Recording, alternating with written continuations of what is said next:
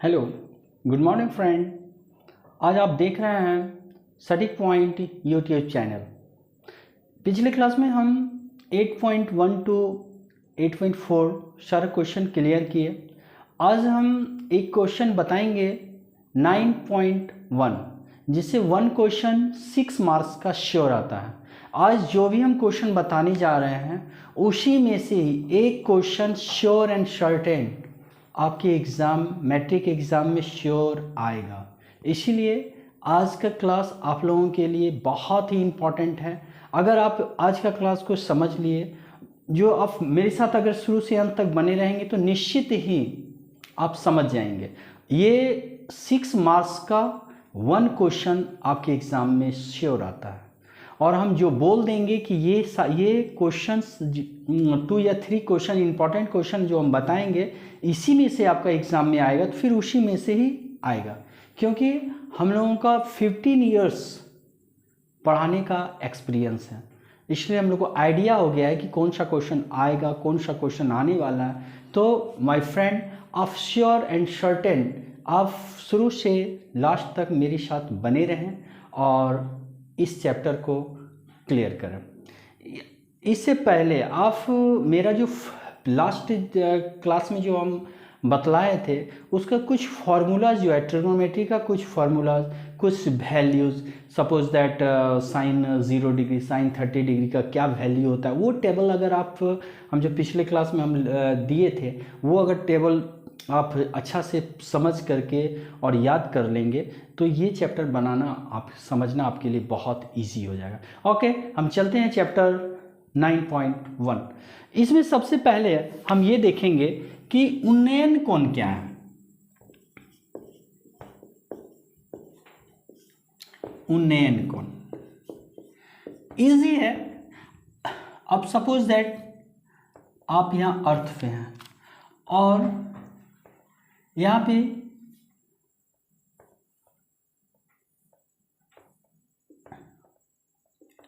Aeroplane है, तो आप क्या करते हैं, यहाँ से इस एरोप्लेन को देखते हैं तो आपके आई पे, आपके आँख पे जो एंगल बनता है, इस एंगल को हम लोग कहते हैं उन्नयन कोण। यानी कि हम नीचे से जब ऊपर की किसी भी ऑब्जेक्ट को, किसी भी वस्तु को जब हम देखते हैं तो यहाँ से हमारे आँख पे जो एंगल बनता है उससे हम लोग कहते हैं उन्नयन कोण। ये क्या हो गया? उन्नयन कोण।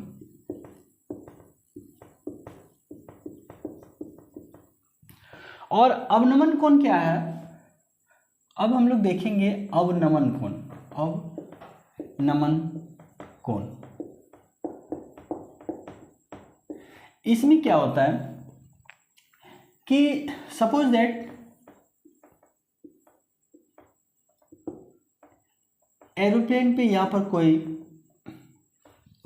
व्यक्ति यहाँ पर बैठा हुआ। अब यहाँ पर कोई ऑब्जेक्ट है, अर्थ पे यहाँ कोई ऑब्जेक्ट है।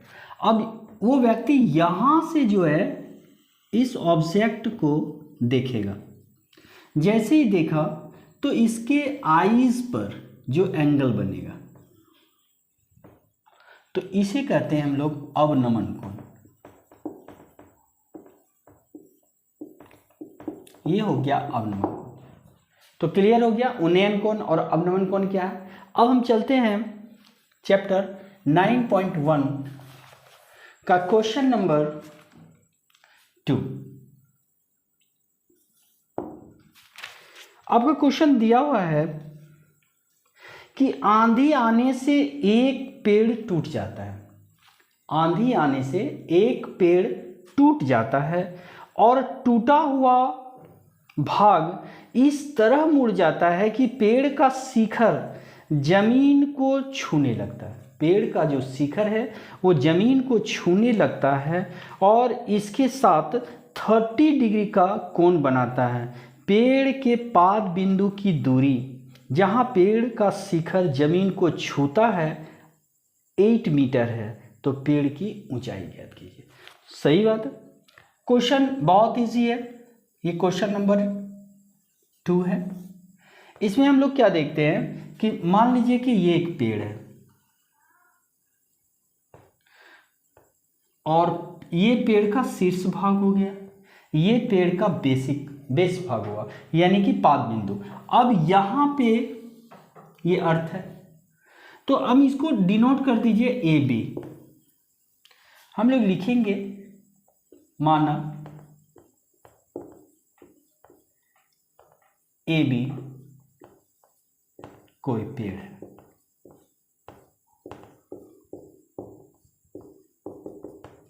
ठीक है। Suppose that A B is a tree.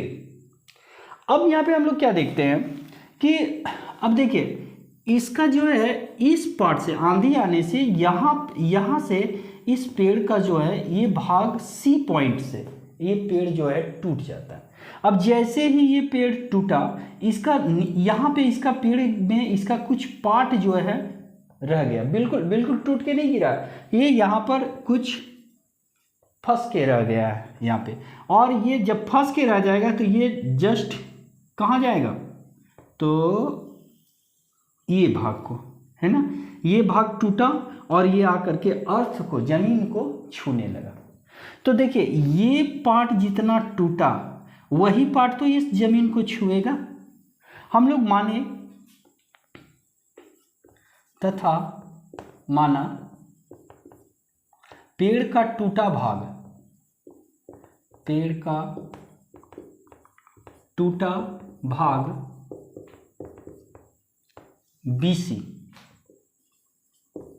बराबर इतना जो है, इसको हम लोग अगर CD ले लेते हैं तो BC equal to CD equal to X।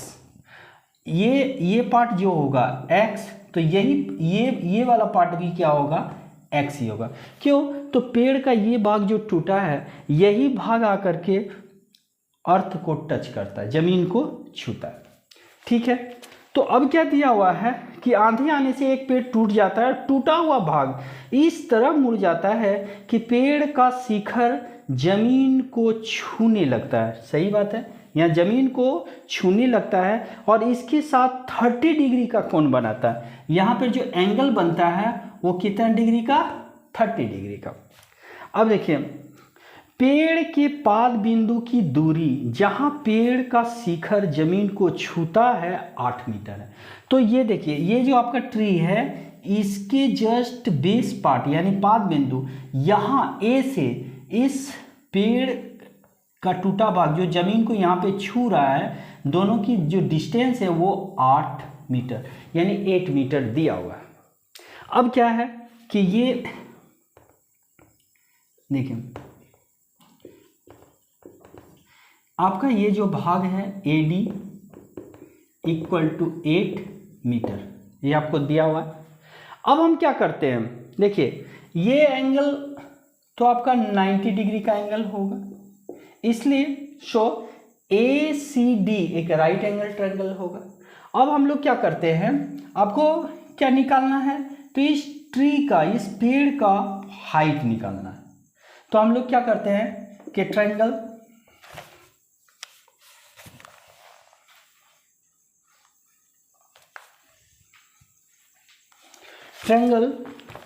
ACD में, ट्रायंगल ACD में, अब देखिए ACD में आपका क्या है, ये मेरा 30 डिग्री है। तो हम लोग क्या करने वाले हैं, तो साइन थीटा को ले लेते हैं, ठीक है। और फिर ये आपको देखिए यहाँ पर ये कितना दिया हुआ है, तो ये आपको दिया हुआ है AD इक्वल टू 8 मीटर। तो हम लोग क्या कर रहे हैं कि ट्रायंगल ACD में cos 30 डिग्री, cos 30 डिग्री, तो cos theta is equal to होता है क्या, B/H, cos 30 डिग्री यानी B/H। तो cos 30 degree equal to B आपका क्या हो गया, AD, H क्या हो गया, ये CD। यानी हम लोग यहाँ पे लिख सकते हैं कि देखिए AD equal to 8 metre, C D equal to X, ये लिख दिए। अब देखिए cos 30 का वैल्यू हम लोग जानते हैं कितना होता है, √3/2 या 8/x। अब देखिए बाय क्रॉस इंटू कीजिए, √3x इक्वल टू 8 इंटू 2 क्या हो जाएगा 16। सो x इक्वल टू x का वैल्यू 16/√3, यानी x इक्वल टू आपका निकल गया 16/√3। यहाँ पे देख लीजिए ये x 16/√3, तो इसका भी वैल्यू क्या हो जाएगा 16/√3। अब हम लोग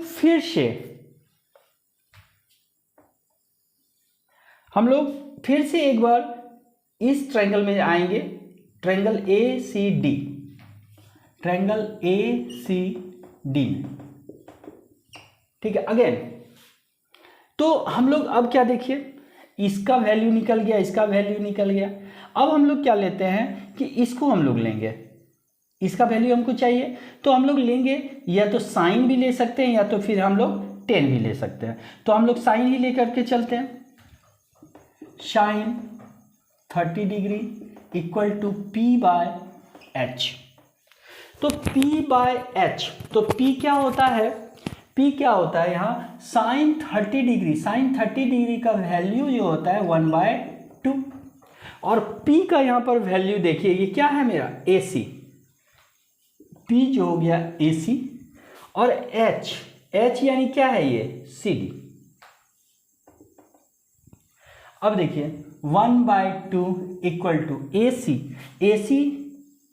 का तो वैल्यू नहीं दिया हुआ है तो AC को AC ही रहने देते हैं। CD का वैल्यू ऑलरेडी निकाल चुके हैं 16/√3। तो फिर अब क्या करें, तो हम लोग यहाँ लिख देंगे, यहाँ देखिए क्रॉस इंटू कीजिए, 16/√3 इक्वल टू 2 इंटू AC। तो फिर हम लोग यहाँ AC का वैल्यू निकालेंगे, AC इक्वल टू क्या हो जाएगा 2, यानी 16/√3 इंटू 2। AC इक्वल टू 16 नहीं तो यहाँ से ही कट कर दीजिए, 2 8 यहाँ कट हो गया, तो यहाँ पर क्या बच जाएगा, डायरेक्ट लिख देते हैं 8/√3। अब देखिए AC का वैल्यू निकल गया, क्या निकला AC इक्वल टू 8/√3। इसलिए हम लोग यहाँ पर क्या निकालेंगे, ये जो पेड़ जो ट्री की ऊंचाई है ना, ट्री का जो हाइट होगा, पेड़ AB की ऊंचाई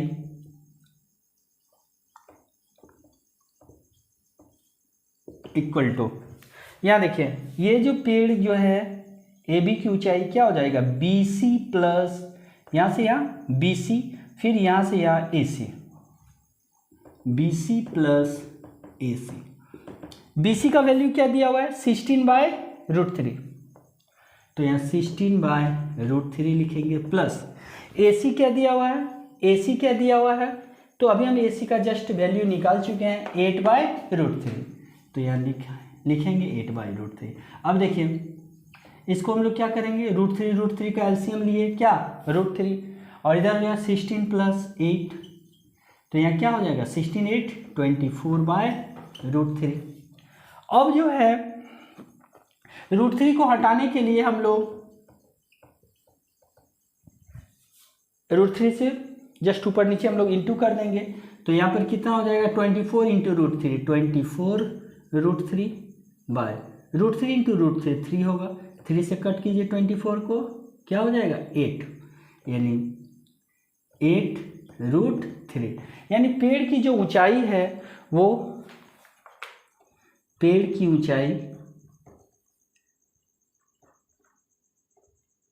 ऊंचाई जो है इक्वल टू 8√3 मीटर। ओके, अब इसको स्क्रीनशॉट ले लीजिए। ओके, अब हम नेक्स्ट क्वेश्चन देखते हैं कि देखिए दिया हुआ है कि एक पेडिस्टल के शिखर पर एक 1.6 मीटर यानी 1.6 मीटर ऊंची मूर्ति लगी हुई है। सपोज दैट आप मान लीजिए कि ये आपका पेडिस्टल है, ए बी आपका पेडिस्टल है। हम लोग यहाँ पर लिख देंगे कि माना कि A B, suppose that A B is a pedestal, A B equal to pedestal.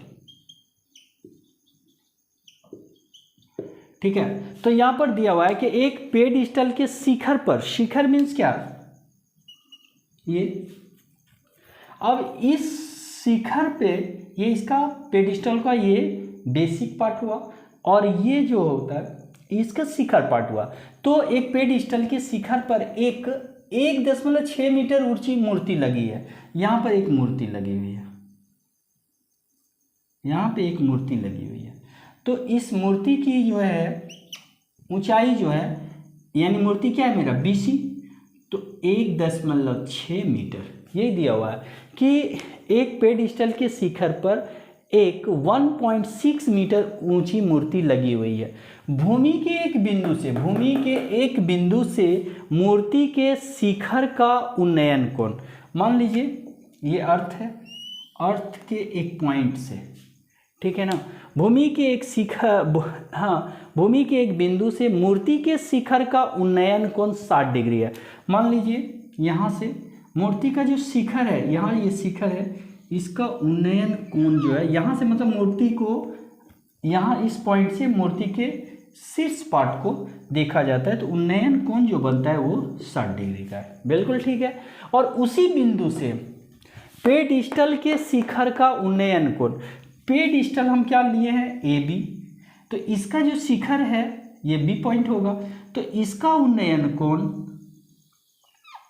वो कितना है 45 डिग्री। ठीक है, आपको दिया हुआ है। तो पेडिस्टल की ऊंचाई ज्ञात करें, यानी कि ये जो आपका पेडिस्टल का हाइट हमको निकालना है। ठीक है, तो हम एट फर्स्ट सबसे पहले हम लोग इस ट्रायंगल में लेंगे, ट्रायंगल, इसको नाम डी दे दीजिए। तो ट्रायंगल ए बी डी या बी ए डी में, ट्रायंगल बी ए डी में, ओके। तो ट्रायंगल बी ए डी में हम लोग क्या देखते हैं कि आपको ए बी और ये जो है आपका सी डी दिया हुआ है। तो हम लोग इसमें, आपको क्वेश्चन क्या है, एक पेडिस्टल के शिखर पर एक 1.6 मीटर ऊंची मूर्ति लगी है। भूमि के एक बिंदु से मूर्ति के शिखर का उन्नयन कोण 60 डिग्री है और उसी बिंदु से पेडिस्टल के शिखर का उन्नयन कोण 45 डिग्री है। तो पेडिस्टल की ऊंचाई ज्ञात करनी है। ठीक है, तो हम लोग इसको क्या मानते हैं कि ट्रायंगल बी ए डी में, ठीक है, तो हम लोग इसको लेते हैं 10 45 degree, triangle B A D में 10 45 डिग्री। तो 10 45 डिग्री क्या होता है, टेन थीटा इक्वल टू क्या होता है P बाय बी। तो यहाँ देखिए 10 45 डिग्री, P का वैल्यू क्या है, ये इसको हम लोग P बोलेंगे, तो P को हम लोग ए बी बोलेंगे, बाय बेस क्या हो गया आपका, B क्या हो गया ए डी, इसको लिख दीजिए। अब यहाँ पर देखिए 10 45 का वैल्यू जो होता है 1 होता है, ए बी रहने दीजिए, ये ए डी। सो अब क्रॉस इंटू करेंगे तो A D equal to A B, यानी हम लोग को वैल्यू निकल गया A D equal to A B. Again फिर से again triangle C A D में, ट्रायंगल सी ए डी। तो इसमें हम लोग क्या देखते हैं, triangle again in triangle C A D. तो इस ट्रायंगल में हम लोग क्या देखते हैं कि ये आपका P हो गया और ये क्या हो गया B। तो 10 हम किसको लेंगे, तो 10 60 डिग्री, ये बड़ा वाला जो ट्रायंगल है उसके लिए एंगल क्या है 60 डिग्री, तो tan 60 डिग्री इक्वल टू, ये देखिए क्या होता है P by B, P by B। तो tan 60 degree, tan 60 degree, tan 60 degree, P का वैल्यू क्या है AC, तो AC रहने दीजिए, और ये आपका AD है, B जो है AD। tan 60 का वैल्यू होता है √3, और यहाँ AC इक्वल टू हम लोग क्या लिख सकते हैं BC plus AB, BC plus AB by AD। अब यहाँ पर हम लोग देख रहे हैं कि अब देखिए √3 है तो √3 रहने दीजिए, BC का वैल्यू क्या है 1.6, तो हम लोग लिख देंगे 1.6 प्लस AB। अब यहाँ AD देखिए, AD equal to AB already निकाल चुके हैं, तो AD के लिए हम लोग यहाँ पर AB लिखेंगे, क्यों, तो since AD equal to AB, यहाँ पे ऑलरेडी आप निकाल चुके हैं AD इक्वल टू AB। अब देखिए क्रॉस इंटू कीजिए, तो AB इंटू ये √3 इक्वल टू 1.6 प्लस AB। अब AB को इधर ले आइए, AB into √3 minus AB equal to 1.6, AB common ले लेते हैं, तो √3 माइनस 1, यहाँ से AB कॉमन ले लेते हैं, यहाँ 1 बचा, तो √3 minus 1 equal to 1.6, AB equal to 1.6 by √3 minus 1।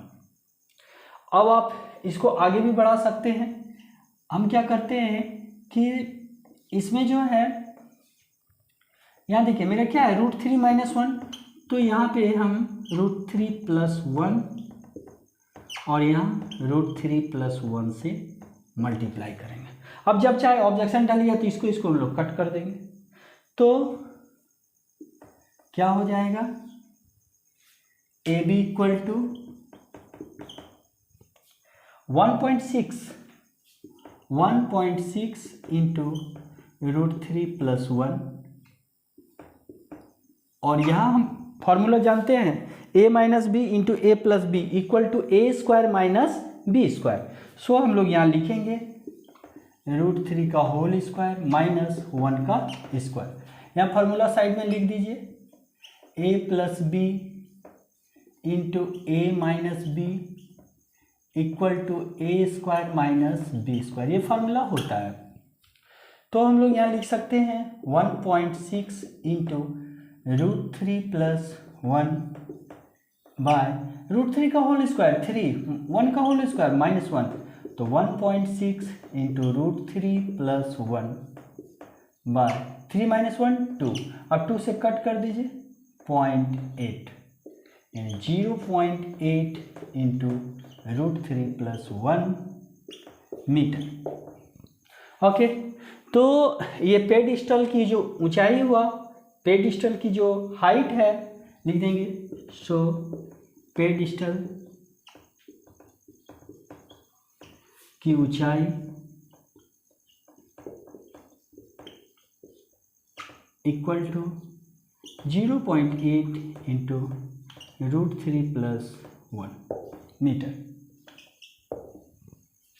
Okay, आपको ये हमारा वीडियो कैसा लगा? अगर बहुत अच्छा लगा तो आप हमारे वीडियो को लाइक करें, सब्सक्राइब करें। अगर आप लाइक और सब्सक्राइब करते हैं तो मेरा सारा वीडियो सबसे पहले आपके पास पहुंचेगा और इसका पूरा का पूरा बेनिफिट आपको मिलेगा।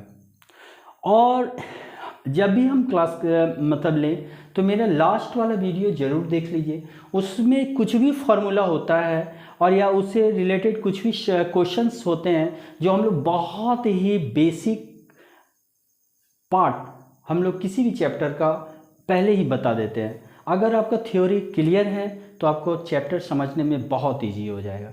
इसीलिए पर डे मेरा पिछला वीडियो आप लोग ज़रूर देखें। इसके बाद भी अगर कुछ भी किसी भी टाइप का कुछ प्रॉब्लम होता है तो कमेंट कीजिए, और कमेंट करेंगे तो फिर हम उसका सॉल्यूशन तुरंत निकालेंगे। और ज़रूर से ज़रूर हमारे वीडियो को लाइक करें और सब्सक्राइब करें, ताकि हम और ज़्यादा मतलब मेहनत कर सकें आपके लिए। ओके बाय, जय हिंद।